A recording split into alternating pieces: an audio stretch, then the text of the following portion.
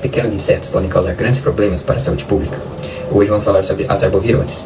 As arboviroses são doenças causadas por vírus e transmitidas por vetores. O principal vilão é o Aedes aegypti, que tem hábitos perigosos de picar durante o dia, principalmente durante a manhã e a final da tarde. Mas não fique com medo.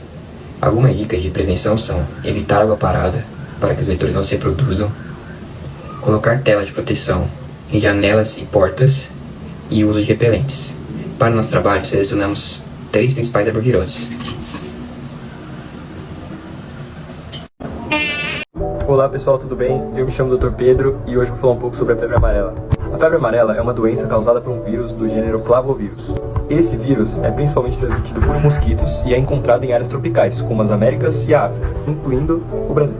Bom pessoal, essa doença possui 2 ciclos de transmissão, o silvestre e o urbano. No ciclo silvestre, o vírus circula em áreas de floresta e é transmitido entre macacos. Os mosquitos responsáveis por essa transmissão no ciclo silvestre é o Haemococcus e o Sabetes. Já no urbano, o contágio ocorre em áreas urbanas. Vale ressaltar que o ciclo urbano é análogo ao ciclo silvestre, uma vez que o humano infectado no ciclo silvestre recebe a picada do mosquito Aedes aegypti no ciclo urbano e assim o mosquito Aedes aegypti passa a ser o vetor principal no ciclo urbano. Olá pessoal. É importante ressaltar que em 1942 o ciclo urbano foi erradicado no Brasil, então o principal ciclo de transmissão é o ciclo silvestre. Pessoal, agora eu vou falar um pouco sobre a fisiopatologia e a patogênese. O vírus infecta células do sistema imune e se propaga pela corrente sanguínea, afetando órgãos como rins, baço e fígado. O fígado é o órgão principal afetado, podendo causar destruição de hepatócitos. Essa destruição provoca inflamações hepáticas e icterícias, podendo causar até hemorragias. Aproveitando esse gancho, eu vou falar um pouco sobre os sintomas da doença. A febre amarela varia entre casos assintomáticos e casos graves ou até fatais. Os sintomas incluem dor de cabeça intensa, dor no corpo, náuseas, fadiga, vômitos e, claro, a febre. Em casos graves pode ocorrer insuficiência renal, insuficiência hepática e hemorragias, podendo causar morte. É isso pessoal, muito obrigado e até a próxima. E falando um pouco mais sobre a prevenção da febre amarela, a vacinação é a principal medida de prevenção contra essa arbovirose. Algumas medidas como o uso de repelentes, o uso de roupas que cubram a pele e a eliminação dos criadouros do mosquito, por exemplo, são algumas medidas recomendadas pela OMS que ajudam nessa prevenção. É terminantemente proibido a vacinação em crianças menores que 9 meses de idade, em mulheres que estão amamentando crianças com menos de 6 meses, em pessoas que apresentam doenças autoimunes e indivíduos que estão fazendo quimioterapia ou radioterapia, por exemplo. Esses são alguns dos exemplos de restrição à vacina. E se por um acaso você adquiriu a febre amarela, tem algum tratamento?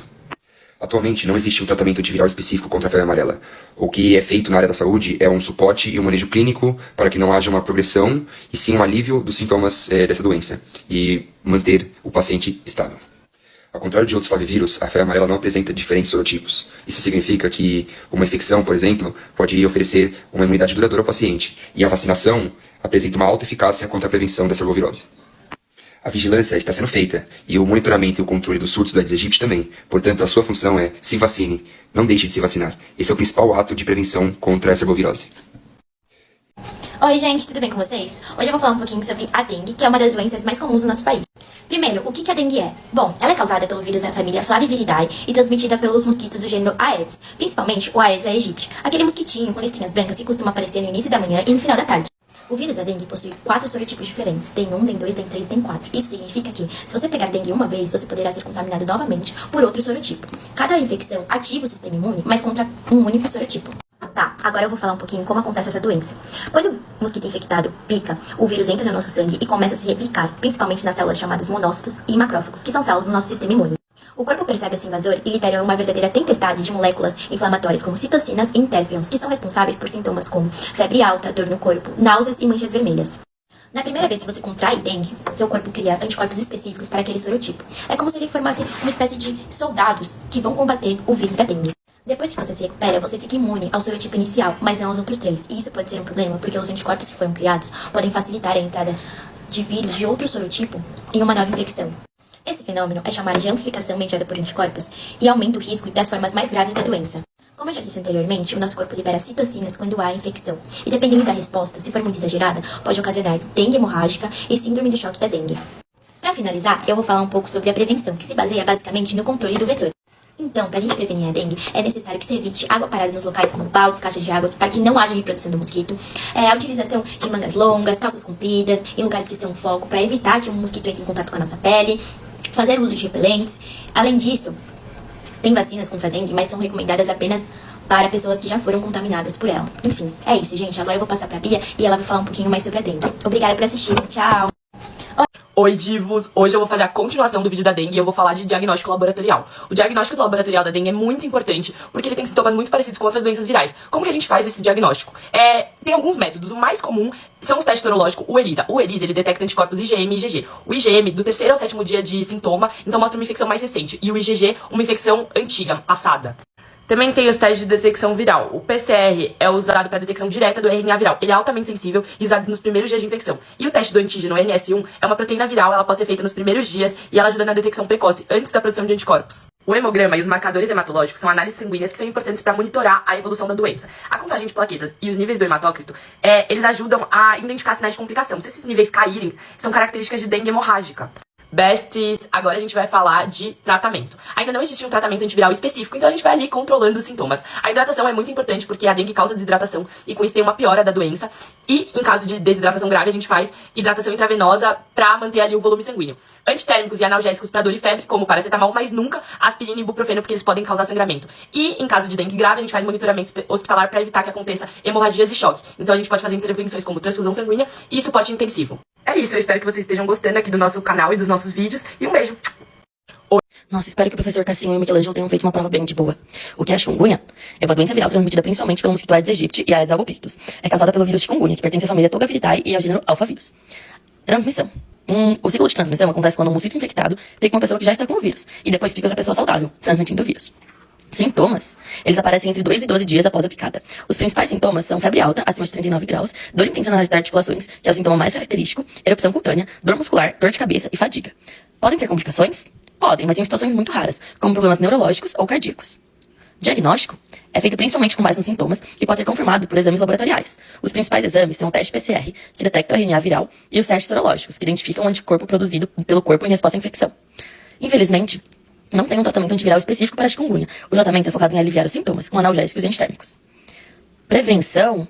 A principal forma de prevenção contra a chikungunya é pelo controle dos mosquitos. Por isso, é importante eliminar os sacos de água parada, onde os mosquitos depositam seus ovos. Outras medidas preventivas incluem uso de repelente, instalação de mosquiteiros e uso de roupas protetoras em área de risco. Nossa, espero que nessa prova eu tire 10. Nossa, espero que o professor Cassinho e o Michelangelo... Bom, gente, agora eu vou falar um pouquinho sobre a chikungunya. Tô brincando, não vai ser assim não, vou fazer direitinho, vai. Bom, gente, vamos falar um pouquinho sobre a chikungunya, falar um pouquinho sobre a microbiologia do vírus da chikungunya. Bom, o vírus da chikungunya, ele é um vírus de RNA de fita simples, e ele atua infectando algumas células do nosso sistema imune, como as células dendríticas, os macrófagos, fibroblastos e até mesmo células celulares. Ele entra na célula através de receptores presentes na superfície das nossas células, como por exemplo as integrinas. Eles acabam se replicando no nosso citoplasma. A transmissão ocorre quando o mosquito pica uma pessoa infectada, adquire o vírus e passa para uma pessoa saudável. E quando o vírus entra na célula, o sistema imune ele vai agir de duas formas principais: a imunidade inata e a imunidade adaptativa. Na imunidade inata, a gente vai ter as células do sistema imune, como os macrófagos e os neutrófagos, atacando primeiramente a célula, e depois a gente vai ter os intérfagos, que vão tentar bloquear a replicação do vírus. Na imunidade adaptativa, a gente vai ter a produção de anticorpos, como o IgG e o IgM, que vão tentar neutralizar a ação do vírus. Também vamos ter as células T, que vão ajudar a eliminar as células infectadas, além de ter a resposta inflamatória nas articulações, que vai ser mediada pelas citocinas, como a TNF-alfa e o L6, que vão ser responsáveis pela dor e o inchaço nas articulações. A boa notícia é que a maioria das pessoas se recupera completamente da chikungunya. No entanto, algumas podem ter algumas complicações ainda nas articulações por alguns meses. Isso vai ser chamado de artralgia crônica. Em relação à imunidade, as pessoas dificilmente são reinfectadas pelo vírus, o que vai oferecer uma proteção significativa contra possíveis futuras infecções. Atualmente não temos vacinas específicas contra a chikungunya, apenas temos vacinas em desenvolvimento avançado. E além do mais, a resposta imunológica que acontece depois das infecções já oferece uma ótima proteção contra reinfecções, o que nos dá esperança é que um dia possa ter uma vacina 100% eficaz contra a chikungunya. Concluindo, embora a chikungunya ela não seja fatal na maioria dos casos, ela geralmente causa grande desconforto devido às dores articulares que ela causa. E além do mais, as formas de prevenção é o controle do mosquito, como o uso de repelentes e o uso de redes, para evitar que os mosquitos entrem na sua casa. E é isso.